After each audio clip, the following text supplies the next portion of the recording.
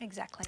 Moving on now, Singapore has ordered a near-total lockdown to try to contain a resurgence of coronavirus. Southeast Asia correspondent Anne Barker has more. Singapore has imposed the toughest measures yet to try to regain control over the spread of coronavirus. Other than essential services like supermarkets, hospitals and banks, all workplaces and schools will now be forced to close from next week for at least a month, and maybe longer if the situation doesn't improve.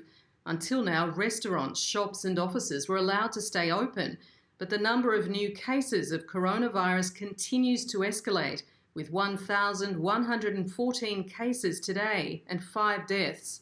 These new measures are meant to reduce the risk of an even bigger outbreak. Prime Minister Lee Hsien Loong, in a national address, has urged Singaporeans to stay at home as much as possible and avoid socialising outside.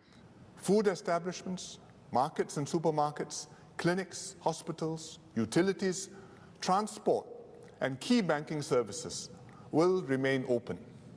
These are essential services. We also should not disrupt economic sectors that are strategic or form part of a global supply chain. People working in these industries can continue to go to work with safe distancing measures in place.